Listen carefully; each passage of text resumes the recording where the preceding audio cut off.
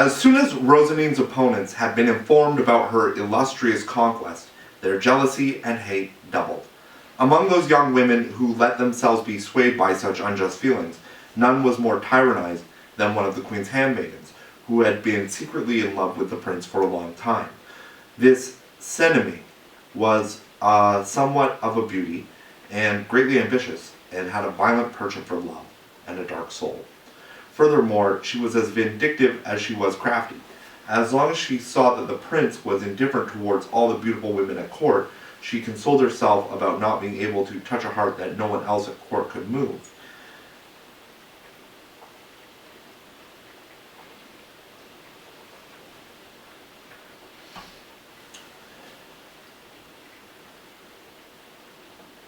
And she flattered herself that if he were ever to leave himself open to love, he would lean toward her.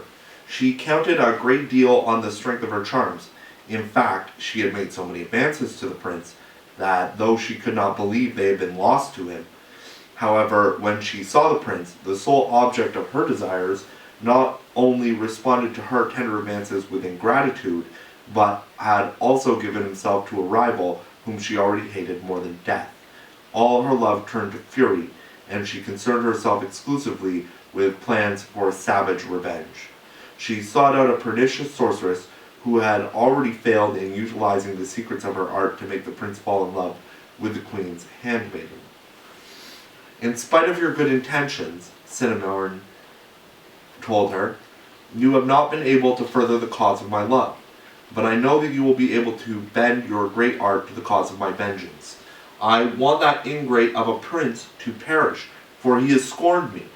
And at the same time, I want my unworthy rival to perish in a truly terrible way, for he has preferred her over me. The sorceress assured her that he would adopt these vengeful feelings as though they were her own, and promised to serve Rennie as best she could. Now that the prince's tender feelings had been more satisfied than ever before, he began to pursue his customary pleasures once again. He went hunting deep in the forest, and not for the first time became separated from his party while pursuing an animal with too much zeal. After killing it, he found himself in front of a magnificent palace. He was amazed to see so splendid an edifice in so desolate a spot, but his astonishment only increased when he saw a dazzlingly beautiful lady, magnificently attired, come out of the palace. She was followed by a retinue of ladies who seemed to attend her with great respect. The beautiful lady approached him graciously and said, Prince, if you love glory, and you have sympathy for the troubles of the misfortunate, enter into this palace with me, and do not refuse to listen to me. In silence, the prince made a low bow and offered his hand to her. They entered the palace and proceeded to an apartment where gold and precious stones glistened in emulation of one another. The prince demonstrated his impatience to hear the lady's story and to learn whether there was some service he could render her. She asked him to sit down, then spoke as follows. You see before you, my lord, an unhappy princess, the closest relative of and heir of a king who, during his lifetime, was the master of a prosperous kingdom, which a cruel tyrant overcame 15 years ago. If you think carefully about the picture I'm painting, you will undoubtedly recognize the realm of fiction, which the barbarian Rennie seized after having defeated and killed King Plangeli in that amiable king's last battle. The Queen Riante image, wife of King Plangeli, was taken prisoner. She was pregnant at the time, and the tyrant had her child killed after she gave birth. The poor queen he had kept in captivity ever since. I was still in my cradle when King Plangeli was dethroned, and owing to the death of that child, I found myself heir to the realm of fiction. Fortunately, my mother, a high-born princess, found a way to remove me from the tyrant's power, and a wise sorcerer, master of this palace, offered us as a retreat a solitary chateau that often served as an asylum for illustrious people in distress. My mother raised me in that chateau with all possible care, but a year ago I had the misfortune of losing my mother, and the sorcerer became my only support. He led me here to this superb palace, where I am served with a splendor worthy of my rank. A short time ago, he divined that the time had arrived for me to regain possession of my kingdom and to punish the usurper. But first I must find a protector of royal blood who will use his valor and arms for me and protect my interests under conditions that the sage magician will propose. Seeing you, my lord, the unknown princess added, lowering her eyes, I could tell at once that you had something great to offer us. So I shall ask my wise advisor to make you a proposal. Now I'm going to withdraw, while he discusses everything with you. I shall be happy if the eloquent speech of this generous old man will dispose you kindly to my affair. The old man who appeared upon the princess's retiring had a fine appearance, despite the gauntness and emaciation that were due to his extreme age. Prince, he said, after greeting him respectfully, the qualities which you have been endowed have caused me to take an interest in you, and I would gladly employ the powers at my command for your happiness and glory. Please then, deign to let yourself be guided by me. The beautiful princess you have just seen regards you with the tenderest of feelings. She is heiress to a great kingdom, and with the advice and help of L'amour, which is how I am called, you may unite her crown with that other for which heaven has destined you. It is entirely up to you, of bringing inevitable victory to him who wears it. If you have any enemies, they will succumb to your power as soon as you have this ring. I shall give you this rare ring as a gift. The princess has a loyal following in the realm of fiction, dedicated to oppose the tyrant Song Ke. Place yourself at its head, and you will conquer him, and then have 100 new triumphs after his defeat. You will become master of his dominions, of many kings, and one of the greatest conquerors who has ever dwelled on earth. The prince listened, astonished to this speech, and as soon as he saw that the sorcerer was waiting for a response, he said to him without hesitating, I cannot offer my love to any woman. My heart and my loyalty are already committed to a lady whom I shall love until I breathe my very last. Despite this, I am prepared to offer my compassion and goodwill to the beautiful princess whom I have just seen, and I am willing to fight against her enemies. However, I do not want to accept your ring. I love glory, and a victory in a battle of arms is to me the most exciting thing in the world. I shall seek victory with all possible zeal, but I want to triumph only through my own courage and strength of mine arm. Therefore, I shall refrain from accepting the help of a supernatural power. You are very fastidious, my lord, replied L'Ambour. I know a great many princes and generals who would go a great deal of trouble to obtain that which you are rejecting. But even if you disdain the help of my art, do not scorn my advice, which comes from experience. I have lived a long time and have acquired a certain right to give people your age advice. So please bear with me when I tell you that the scruples you have because of the oath you have given to another woman should not prevent you from offering your heart to the heiress of the realm of fiction. The princess has a powerful following in her dominions. You have only to put yourself at the head of his party, and it is certain that you will triumph over the tyrant without the help of the ring that you have rejected. After his fall, you will marry the princess and acquire a kingdom that you will one day join to your destined realm. Moreover, you will be performing a very generous act to benefit an amiable princess who has the most passionate and tender feelings for you. The princess again responded that his heart and fidelity were no longer his to dispose of. Now the princess returned suddenly, her face bathed in tears, and she threw herself on her knees and said to him, O my lord, if my weak attractions are not able to move you, then at least have compassion for my misfortunes. I shall die if you continue to disdain the ardent proof of my feelings for you. The prince was confused and embarrassed. He had fallen to his knees when the princess had, but after he lifted her up, he stood silent and anxious while regarding her. Her face radiated charm, but nonetheless bore an expression of pain. He secretly accused himself of being a barbarian for responding so coldly to the wishes of an appealing woman. On the other hand, the tender love and sacred oaths that committed him to Rosiny prevented his feeling the latest spark of fire for the princess. Maintaining his fidelity, he believed that at the same time he could satisfy the princess with his generosity and politesse. "Beauty such as yours, madame," he said, "deserves undivided love and a completely devoted heart. I no longer have power over my heart. The strongest ties have committed me to a lady worthy of all my tender feelings. Still, if I cannot give you my heart, madame, I shall consecrate my profound respect for you and dedicate all the efforts of my arm to your cause. Let us depart. I shall be delighted to support the zeal of your loyal subjects, and I shall spill my blood with joy to vanquish the usurper of your crown." "You ingrate!" the princess exclaimed in rage. "I don't want your help if you refuse to give me your heart, and your heart alone is what I desire. Alas, my wrath." As she uttered these words, a dazzling young child appeared, carrying a golden scepter in his hand. He touched the princess and the sorcerer with it, and they immediately began to flee, uttering terrible shrieks. The walls of the room he touched also, and the palace disappeared.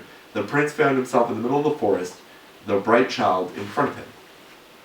"Prince," he said, "I have just dissipated the fatal illusion that clouded your mind in order to reward the fidelity which you demonstrated by honoring your oath. If heaven severely punishes liars, then it is only just for people of good faith that they are rewarded equally. Indeed, you deserve divine grace for the way you proved yourself toward Rosany. I want you to know that the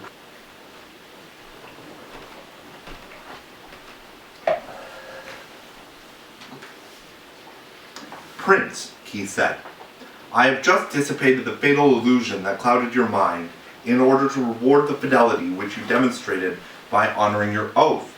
If heaven severely punishes liars, then it is only just that people of good faith are equally rewarded. Indeed, you deserve divine grace for the way you proved yourself toward Rosany. I want you to know that the creature that was just before you in the guise of a beautiful princess was a demon, occupying a ghostly body through the magic spell of a perfidious sorceress. The dark spirit disguised as a princess sought to deceive you by saying she was the heiress to the kingdom of fiction.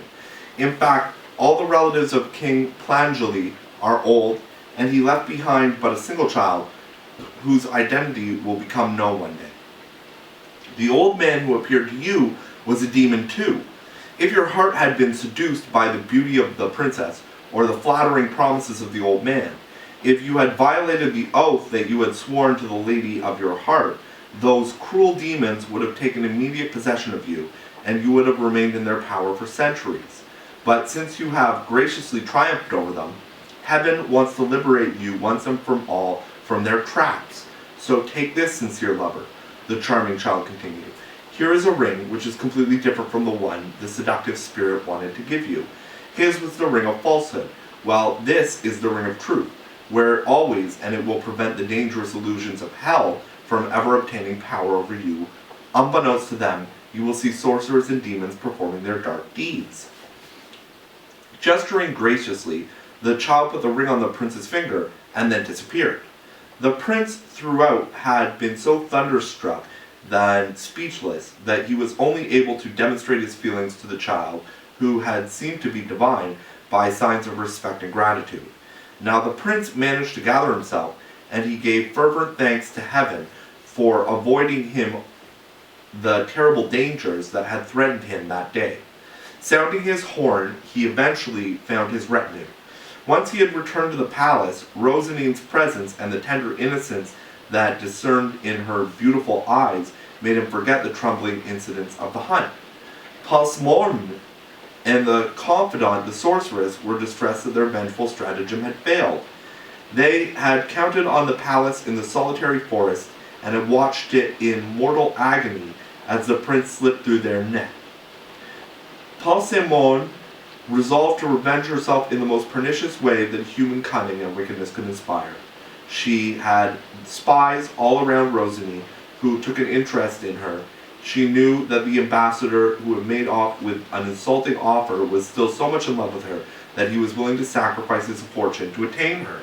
In short, the ambassador became convinced that it was impossible to possess Rosalie except through marriage. He decided to wed her. Asking her pardon for his offensive behavior toward her, he offered her his hand and assured her that the minor annoyance of spending her life in a foreign country would be completely erased by the luster of her rank and by her husband's boundless and eternal complacence. Rosalie replied that though she was very gratified that he wanted to marry her, she must decline the honor because she could never think of separating herself from the queen, her mistress, to whom she was passionately attached and from whom she had received such kind treatment. The ambassador, a violent man, nevertheless concealed his rage and contented himself by resolving that he would fulfill his love no matter what the cost. When Mornay learned that Rosalie had rejected marriage that was very advantageous for a person of her rank, she burst into an indescribable fury and exclaimed, "How could this audacious peasant think that so young, handsome, and wealthy a lord as the ambassador is not good enough for her? I see she wants to sit on the throne and will settle for nothing less than lovers who wear crowns on their heads. Ah, believe me, I shall knock this insolent, proud creature from her high horse."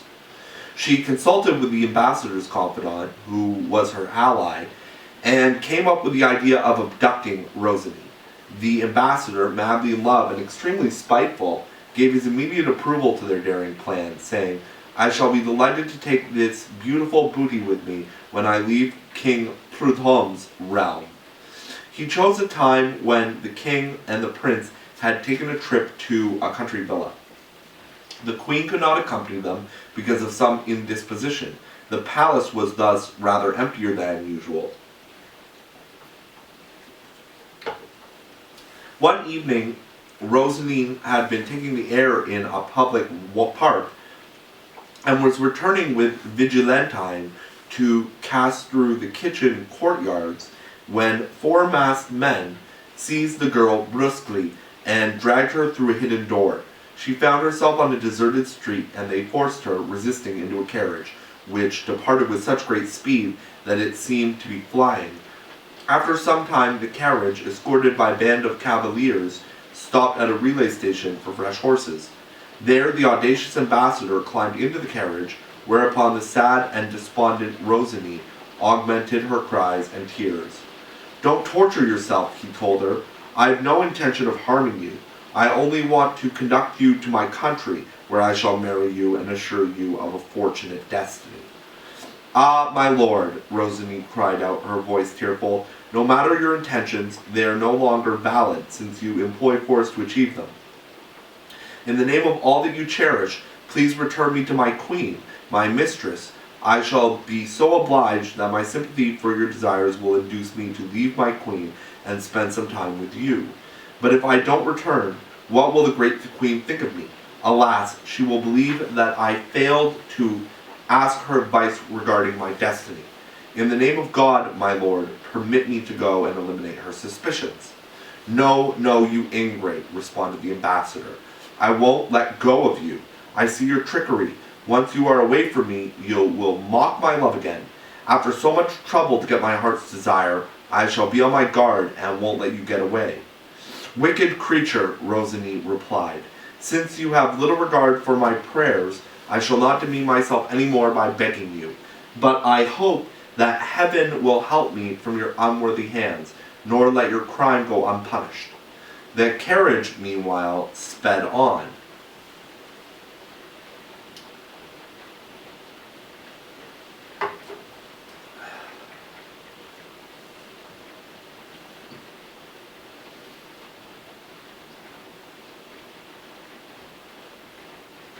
But the coachman was concerned with driving as fast as he could, and he lost the way. Once he realized he was no longer following the route his master had ordered him to take, he sought to regain it, and in doing so turned the carriage with a great deal of force. It broke apart, and Rosalie was thrown into the middle of the road near dense wood. She was neither injured nor terrified, and regarded the accident as a fortuitous sign.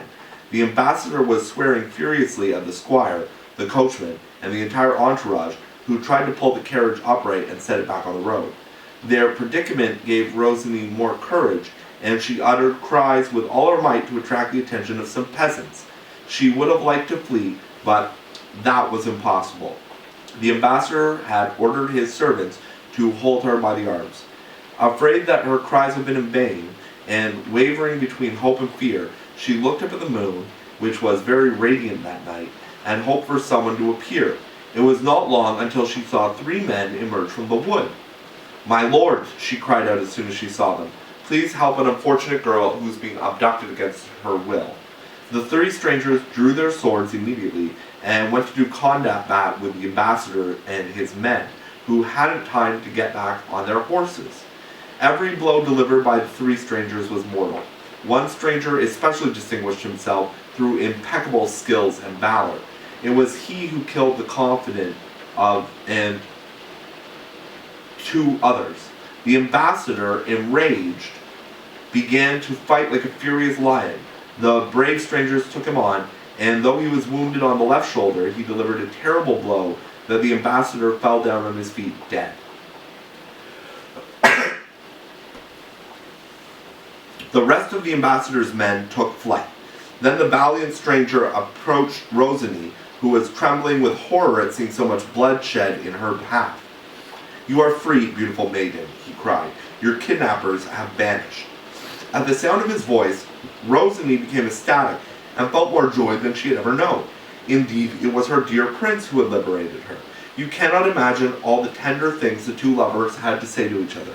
The prince was ecstatic that he had been given the opportunity to save the woman he loved, and Rosany could not stop praising her illustrious defender. The 2 men with the prince were the loyal Boniface and another gentleman of the house of the prince's confidant. Thus, Rosany was not constrained by their presence. They bandaged the prince's wound, which fortunately was only minor. When the brave and sensitive prince recognized the ambassador, he at first agonized over having killed a man whose distinguished position gave him sacred rights. But he thought this unworthy minister's forfeiting his privileges by the odious behavior, and rejoicing that he had been chosen by heaven to punish the man for flagrantly violating the rights his people had vouchsafed him, and doing so in the domain of a king who had treated him with great generosity and consideration. The prince, though inconvenienced by his wound, escorted the charming Rosany to the king's country seat, at the other end of the forest. As they walked, she told him the story of her abduction, and he in turn related to the beautiful maiden how he had been overcome by sorrow at their separation, and realizing he would be unable to sleep, had resolved to spend a good part of the night in the forest with his 2 companions. No sooner had the prince placed Rosany in the hands of 2 ladies at the chateau than he was told that one of the queen's chevaliers had just arrived and wished to speak with him. This nobleman informed him that someone had kidnapped Rosany from the palace, practically under the queen's eyes, and she, enraged by such insolence, wanted to alert the prince and the king so that they could take measures to apprehend and punish the kidnapper. She had already given her people similar orders. The prince sent the nobleman right back to his mother with a report about the fortunate coincidence that led to his saving Rosany and punishing her abductor. The next day, the king returned to the capital and brought beautiful Spinner to the queen. The pleasant maiden was received with such sighs of kindness and benevolence that the envious Ponsmorne was practically dying with rage. Not only had Rosany the good fortune to escape the abduction, but she had been saved through the prince's valor. Despite several obvious signs that heaven was opposed to her vengeance, Ponsmorne did not stop seeking to satisfy it, and once again she saw success. Rosany, despite her joy in being rescued from her kidnapper by a dear lover, showered with glory, was disturbed by a secret anxiety that she could barely conceal. So Rennie, who increasingly demonstrated a tender friendship for her, perceived Rosany's agitation and wanted to know the cause. Rosany hesitated to confide in her, nor was she wrong in this. The fact was that she sensed that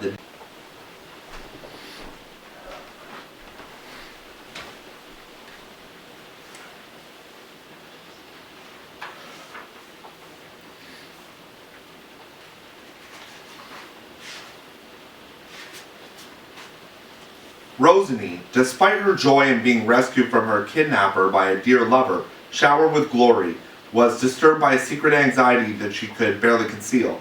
Sir Rennie, who increasingly demonstrated a tender friendship for her, perceived Rosany's agitation and wanted to know the cause. Rosany hesitated to confide in her, nor was she wrong in this. The fact was that she sensed the date set by the man with the wand was imminent. He would come soon to seek his precious stick of wood. Her mind had still not recalled the man's bizarre name, though she had endeavored 1,000 times to recollect it.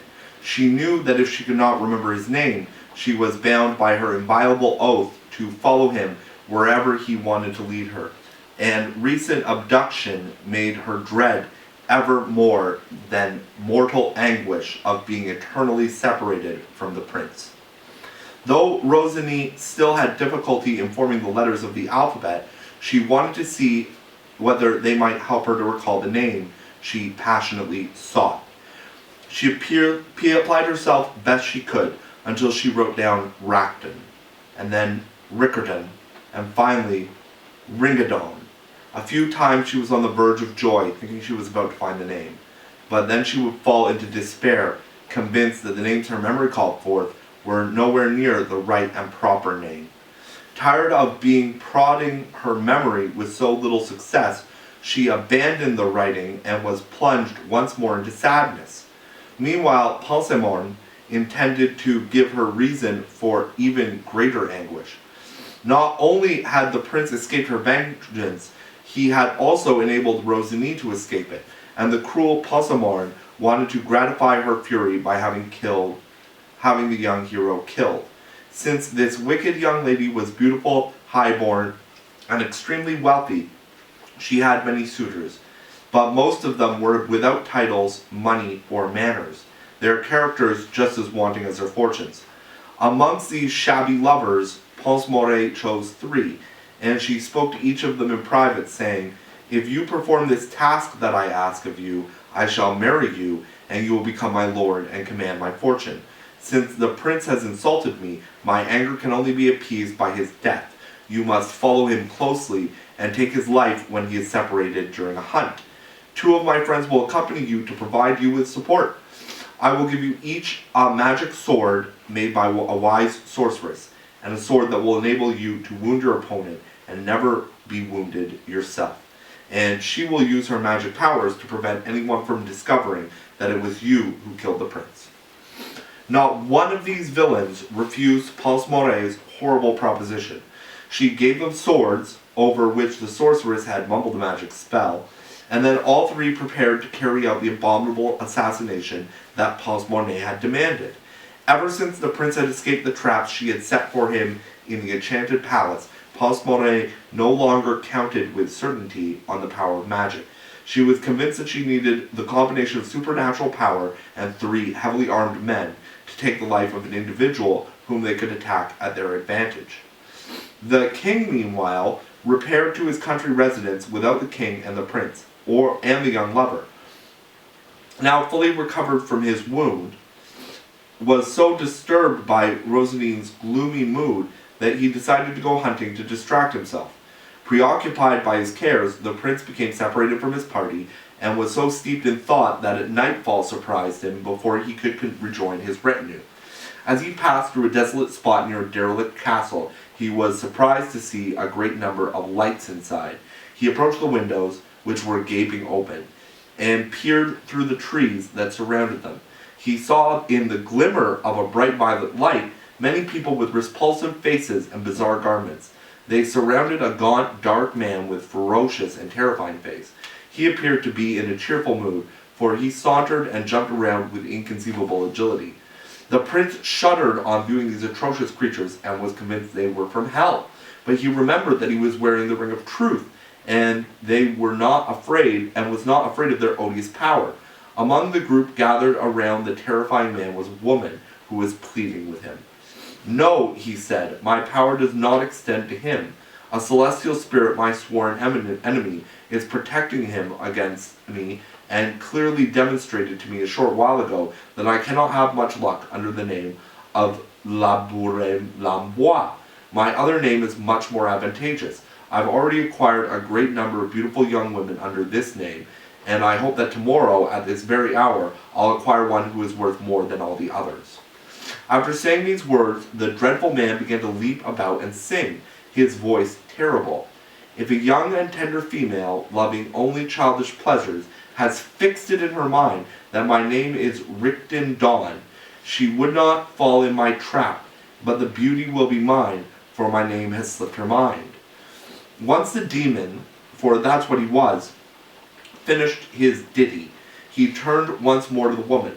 "Since men are educated and more cultivated than women, we ordinarily have more trouble in duping them, unless we make use of more gullible sex to get men to fall into our traps.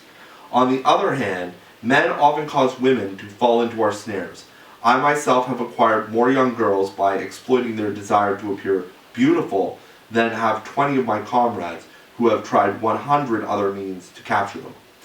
And this powerful passion that makes them want so desperately to acquire beauty and elegance stems from their boundless desire to captivate men. Thus it is very often men who cause women to become our spoils. For example, I am certain that your good friend is not going to escape us, aren't I right? Isn't it her passion to please a man that will make her out our booty? But who would have believed that the young prince who has charmed her could have rendered ineffectual all the devices we have used against him? Nothing has been able to induce him to betray the oath of fidelity that he swore to his mistress, and he has never been tempted by anything of value and glory to bribe by magic. On the contrary, his two virtuous deeds have secured him a defender who makes all the powers of hell useless against him. Thus you implore my help in vain. Neither you nor I can harm him. Everything regarding him will take its natural course." The prince, listening to these words, recognized the person he was hearing as the demon who had spoken to him in the guise of an old man, and he was just as certain that the woman was the sorceress who was planning something wicked against him, as the celestial child had warned him. He was tempted to act immediately and punish this wicked woman with all the villains gathered there. But he abandoned this idea. These miserable creatures were not worth his vengeance. He resolved to get far away from the odious group and try to rejoin his men, or at least to find a way out of the forest. He had not walked very long when he was abruptly attacked by 3 men who jumped out of a thicket. The prince defended himself with heroic valor, backed against a tree so that he could not be attacked from the rear. He fought with so much courage and skill that after he had killed one of his adversaries and knocked the other to the ground, he saw the third take flight. With no thought for pursuing this man, he continued on his way, for he was very tired and received a wound on his arm, causing him to lose much blood and feel quite weak. Fortunately, he evidently encountered some of his men, and in spite of his wound, he mounted a horse and raced to the palace. The queen was visibly upset when she saw her son's wound, even though a doctor she had summoned assured her that it was not a serious one. Rosiny, too, was distressed by his condition. Nobody could guess who was behind the abominable assassination attempt against a prince so gentle and obliging. Even he, though aware of Ponsardmon's feelings for him and the depth of her frustration, could not imagine her capable of such wickedness. Now, while the prince had been the uneasy spectator at a witch's sabbath and the object of a wicked lover's fury, his father had been having a very pleasant time. In fact, he had learned some secrets that gave him immense joy. The same day, the king received a messenger who demanded an audience for a charming and beautiful lady with a dazzling air about her. She was accompanied by an old man with a goodly countenance who appeared to be someone of quality, and another man, a villager it seemed, with a prudent and honest aspect that predisposed people in his favor.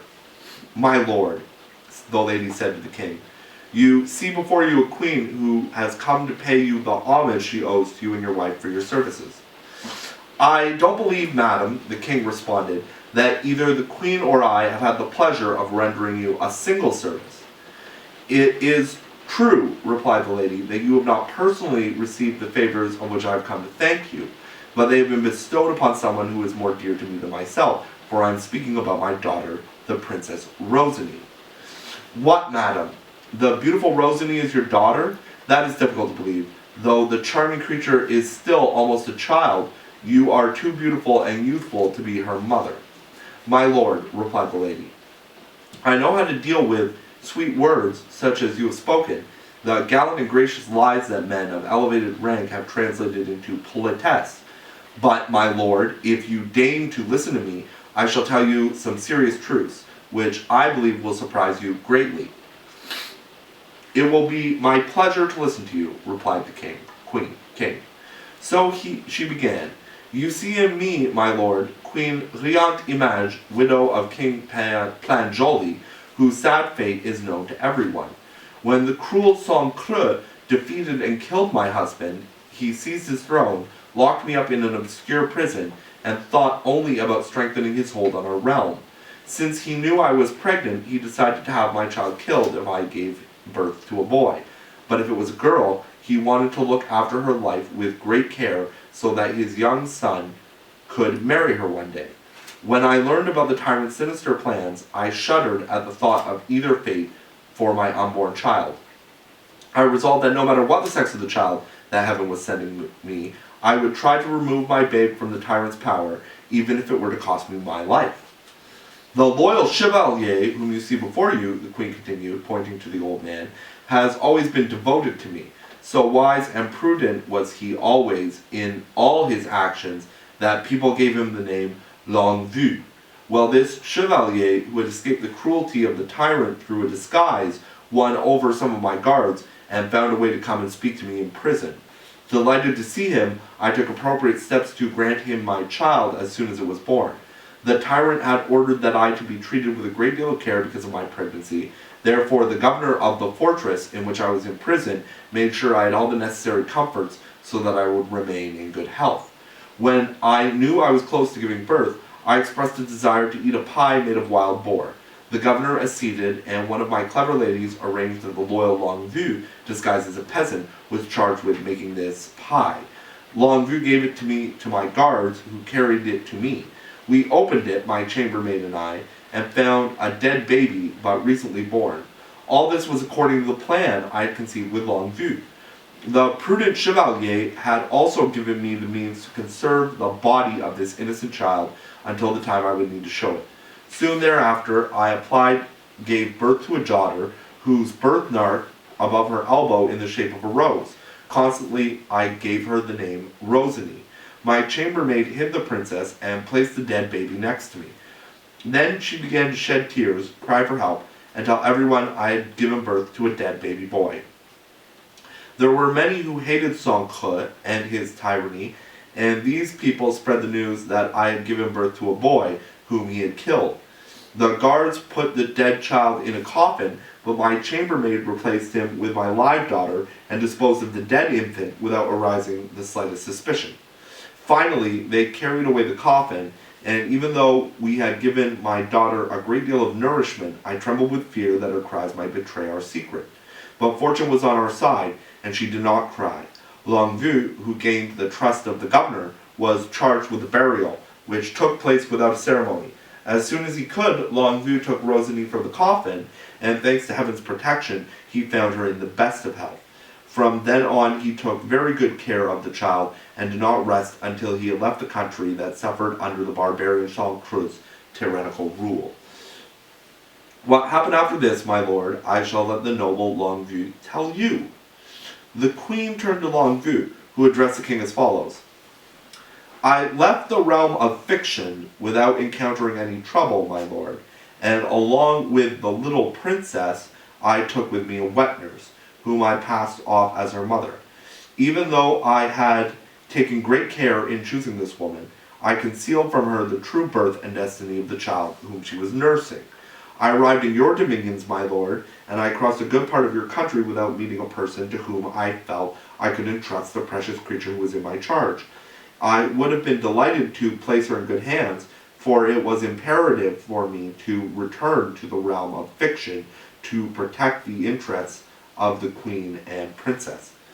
Finally, one day, in order to give the nurse and the princess some rest, I stopped under some trees on the edge of a large road that served 2 or 3 villages. While the nurse was sitting, I walked along the trees, and I was already some distance from the nurse when I heard two peasants walking behind me, and one said to the other, "Well then, obstinate dispute, are you going to stay in the mood which has caused such an uproar?" "What do you want me to say?" replied the second peasant. "I'm satisfied with pitying the bad luck of my neighbor without blaming him for it. Not am I too curious to find out what has caused it.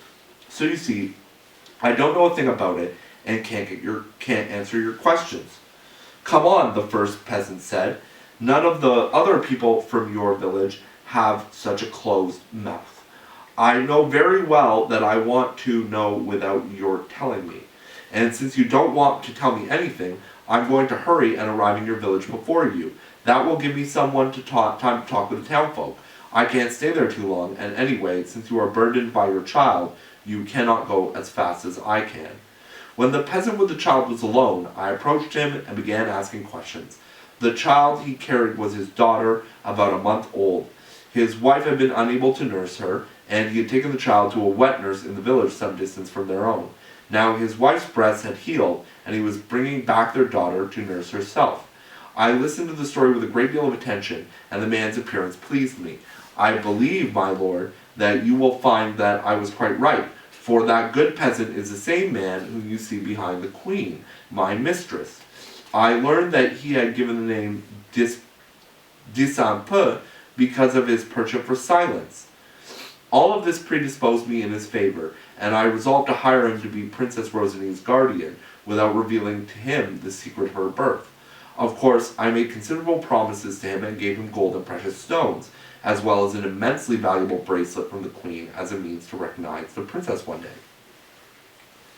I demanded that he never tell anyone about this incident, not even his wife, and he took an oath accordingly. And here is what we did so that the secret will remain ours alone. Since the child of Disampe was exactly Rosaline's age, he would take the princess to his wife as though she were their daughter, brought back from the village where she had been nursed. We were certain that he would be able to fool the mother, who had only seen the child when she gave birth. I myself carried Dispante's daughter to Rosaline's nurse, and I took the princess from her arms and placed her in the hands of the good peasant. We agreed, Disampe and I, that I would take the nurse to a comfortable home in the village, and he named about 6 miles distant, and I assured him that I would take care of his daughter as if she were my own. After these guarantees, he gave me his daughter, and I in turn presented her to Rosaline's nurse. This good woman was shocked by my exchange of babies, and I told her that I had my reasons for doing it. I led her to the very next village and found lodgings for her. Then I made for the peasant's village to inquire about his character, which was indeed vouched for. Returning to the nurse, I escorted her and the baby to the village named by Disampe, and after arranging for comfortable quarters there, I returned to the realm of fiction. Queen Ricdin-Ricdon was still imprisoned there, and the barbarian Sangre continued to exercise his tyranny. Various people who hated Sangre had come together to form a party, and it was not yet powerful enough to declare itself openly against the tyrant. Although some loyal followers of the late king and I spent all our energy in strengthening this movement, we were not able to succeed, and many years rolled by before we were in a position to act. Sangre, by his tyranny, had captured the minds of the people, and were discouraged not to have a leader to succeed their late king. I did not dare reveal Rosaline's existence for fear that someone might betray the secret and the tyrant might find a way to take her life. I received news about her often enough, and I managed to convey everything to the queen, though with difficulty. But this news was the only consolation the queen had in her sad captivity. Some time after I had returned to the realm of fiction, the nurse informed me that Dispante's daughter had died.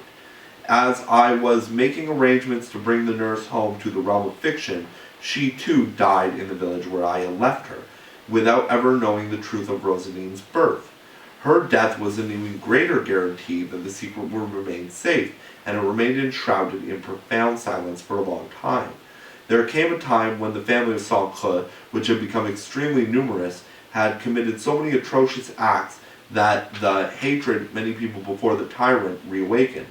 The opposition party had meantime become much stronger, and its members finally saw themselves in a position to take action. Their first act was to attack the principal fortress of Socre, and they began a campaign under the command of General Belle-Idée, who had led many victorious armies during the regime of the late king. At first, this general made considerable progress and defeated Socre's troops in 2 battles, but the tyrant did not surrender. Instead, he requested help from different kingdoms of Europe and auxiliary troops from the Arab countries. The Arabs so distinguished themselves, defeating and wounding General Belle-Idée, that it was believed they would destroy the loyal subjects of the king, that if they were allowed to plunder the realm of fiction in keeping with 1001 Nights, they would guarantee Socre an eternal victory. Fortunately, a general named Bongout from the country of Politesse arrived with his troops to fortify General Belle-Idée's army, and when our cause was rejoined again. Despite the endless squadrons of Arabs and their fantastic formations, they were forced to yield to Belle-Idée and Bongout. I felt it was now time to confide to the commanders of our party that the king had left an heir, Rosny. Since there still might be traitors among our troops, we did not think it appropriate to divulge his secret for fears that the princess might somehow be sacrificed.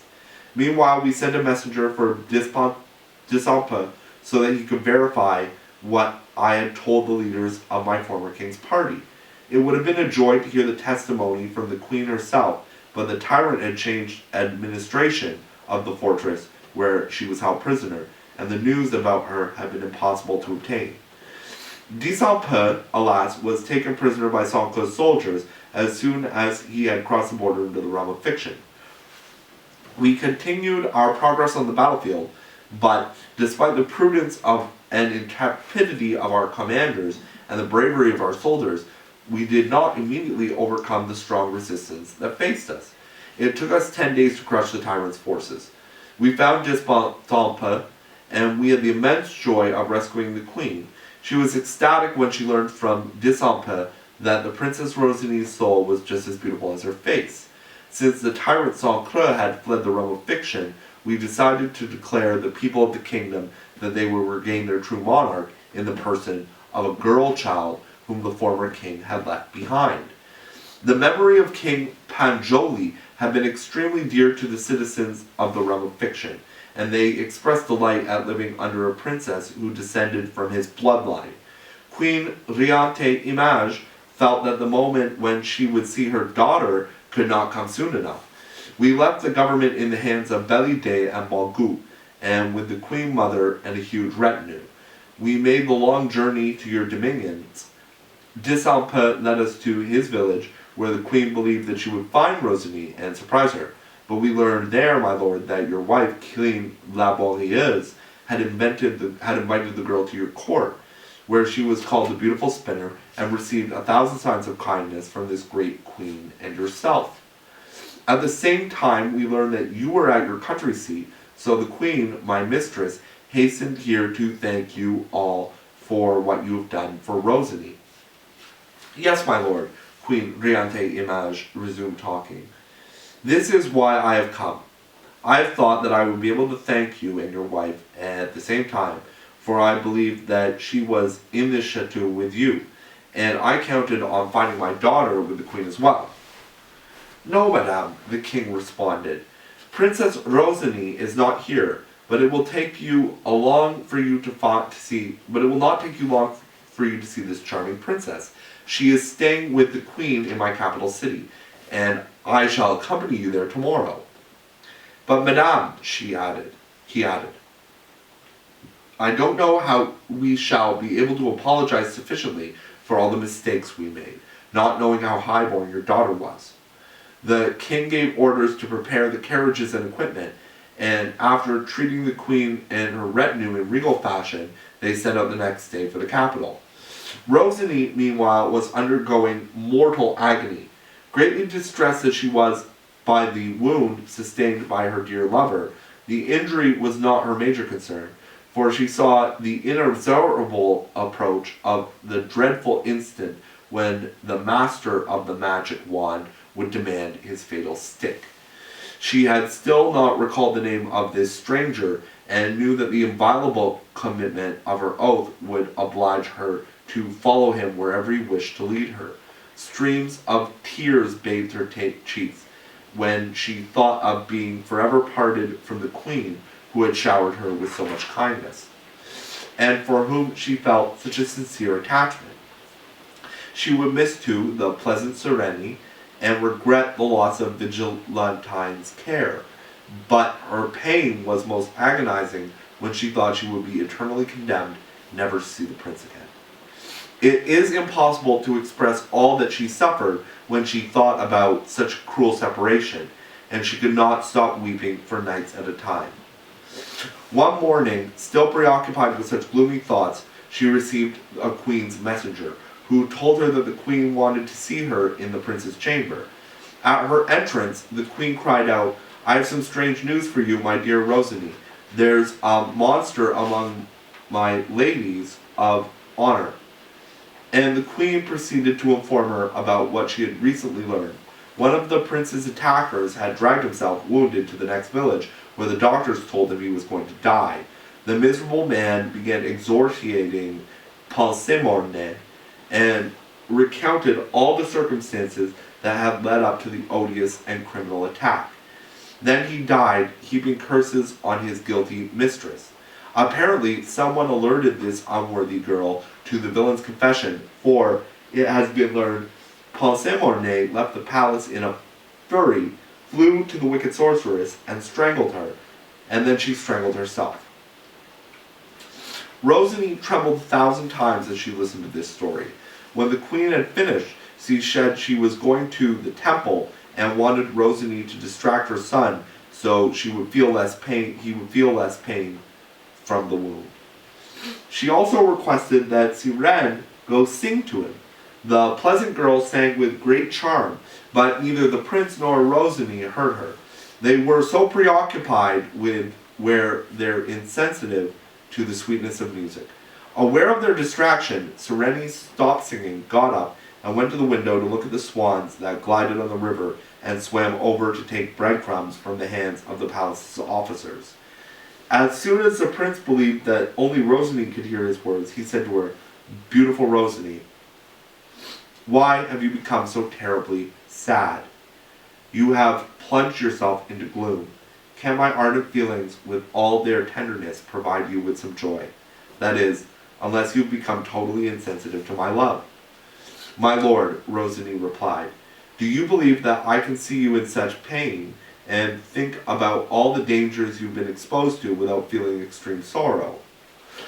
"But the dangers have passed," responded the prince, "and even I don't have the slightest fear that there will be any more trouble. And since I don't want to hide anything from you, charming Rosiny, I want you to learn how I was so fortunate as to have escaped these dangers." He told her about his adventure in the enchanted palace to the forest, and about the traps that had been set for him by the princess, who had pretended to be so unfortunate, and about the ring of truth that had been given him by the unknown marvelous child. Next he told the story of his adventure at the ruined palace, with all the diabolic ranting that he heard. Finally he came to the point of his story, where he recalled the ditty sung by the demon, and he repeated to Rosiny word for word. "If a young and tender female, loving only childish pleasures, had fixed it in her mind that my name is Ricdin-Ricdon, she would not fall in my trap, but the beauty will be mine, for my name has slipped her mind." Rosiny had uttered such a loud cry that he was at first frightened, but the prince was reassured when he heard Rosiny exclaim with joy, "Heaven be praised for its infinite kindness to me." The prince asked her to explain the meaning of her words, but he realized that she did not want to disclose anything in the presence of Rennie, who had been approached when she heard Rosiny's cry. When Rennie returned to the window, Rosiny told the prince all about the wand. She had been shocked on learning that this man was a demon. The prince could not but criticize her a little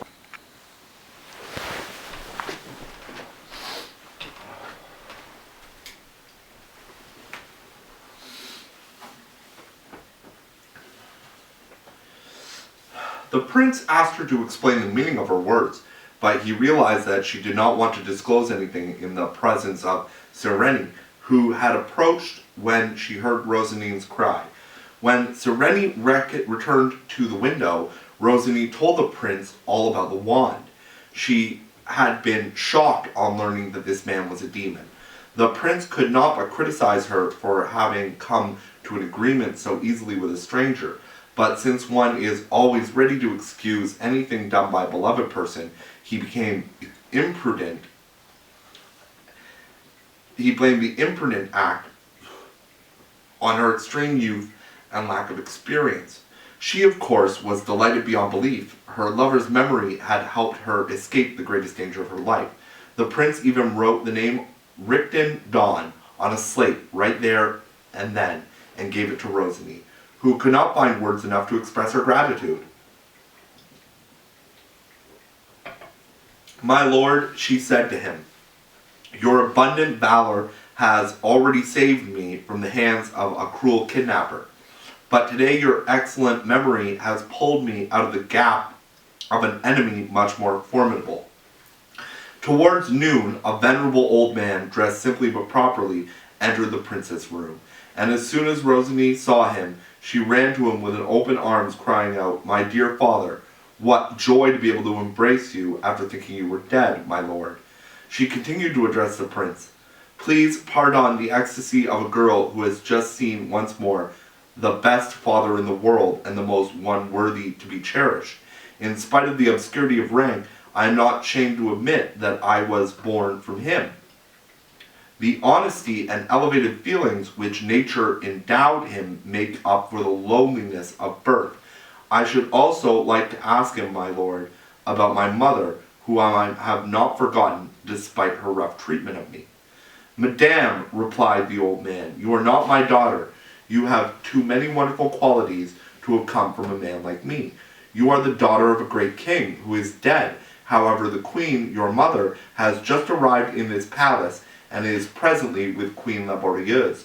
She will come here to embrace you and verify all that I have just told you." Rosalie was at first speechless at his words, but finally she regained control of herself and cried out, "Alas, what is going on, father? Do you want to deceive the prince whom I have just boasted about your honest character with such great pleasure?"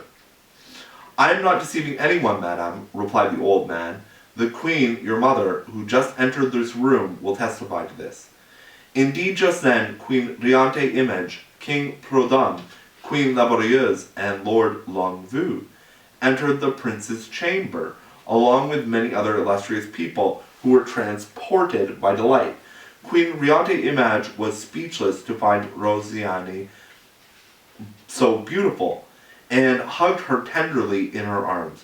The charming girl kissed her mother's hands, soaking them with tears of joy. After the first ecstasy of reunion, the king and Longuevue told Rosalie about her exalted birth and her destiny, and she was much less impressed by the throne and the glory of reigning than by the great pleasure she would take in offering a scepter to a lover who had planned to offer a crown to a mere villager. As for the prince, he felt such a range of sweet and glorious emotions that he could hardly bear it. He complimented himself for having distinguished Rosalie's merits and charms beneath the thick veils of her humble upbringing. He was delighted to have become the object of this beautiful maiden's love, ecstatic to have performed two considerable services for her, and in the flattering hope that he would be united with her soon, he only envisaged the joy of being with her as he had been without the luster of the throne that fortune had just given her.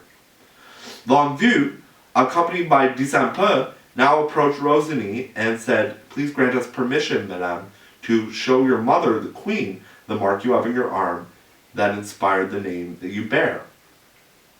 "Oh," cried out Ricdin-Ricdon, "I don't need any proof to recognize my own blood. If I had not the testimony of such honest men as you both are, I would still have recognized her, because she resembles my former husband so much, and this resemblance is sufficient enough to convince me that she is my daughter."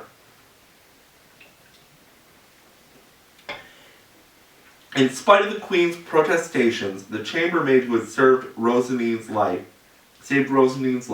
when she was born, approached that charming princess, and after rolling up the sleeves of her dress, she showed the company an arm that was whiter than alabaster. Everyone surrounded the new princess, and they saw the figure of a little rose perfectly represented on her arm above her elbow. The two queens began once more to hug her. Then Disant presented Queen Ricdin's image with the bracelet of diamonds and other precious stones that Longview had given him so many years before. The queen mother handed them to her daughter, who received them with respect.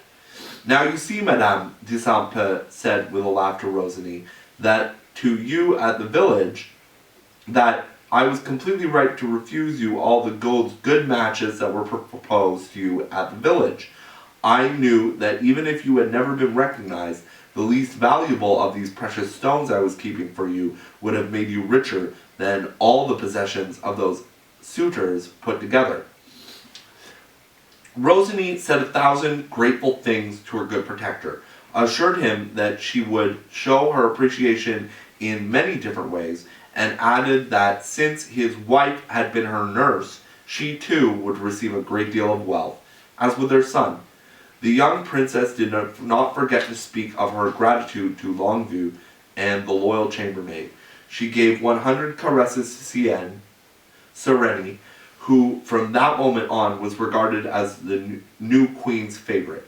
King Prudhomme did not wait long before he requested Rosalie's hand in marriage for his son from Queen Ricdin's image. Of course, she consented right away, and the day of the wedding was set so as to satisfy the two lovers and even the two mothers. That evening they dined in splendor, and after the meal they all withdrew to their rooms to rest. Rosalie had not been in her chamber very long when a messenger came to tell her that a man dressed in black with a very somber face wanted to speak with her. She gave the order to let him enter, and at once she recognized the man who had given her the wand.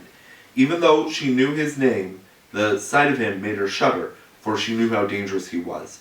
Without saying a single word, she stood up, fetched the wand, and handed it to him. "Take it, Ricdin-Ricdon," she said. "Here is your wand." The evil spirits, who had not expected to hear this, disappeared while uttering terrible howls. And thus he was duped, something that happens to him when he tries to ensnare the innocent, who do not realize that he is after their soul. Rosalie spent many long years with the prince in a perfect union of extreme happiness. They arranged a marriage between Boniface and Rennie, who remained their favorites. They had heaped gifts upon all those who rendered them service. Longview, Disant, and the queen's chambermaid, the Vigilantine, were very content with the tokens of gratitude they received. The admirable royal couple were loved by most of their subjects, and most notable of them were delighted to see the descendants of King Panjoli and Queen Ricdin's image reign over them. However, since it is difficult to please all people equally, the party of Saint-Creux rouses itself from time to time and becomes powerful enough to cause disruptions that affect the capital city itself. It is even said that in spite of the gracious manners of the legitimate sovereigns of the country and the care taken by the generals Bellidet and Bongout, the followers of Saint-Creux will never be entirely destroyed. Translated by Jack Sipes.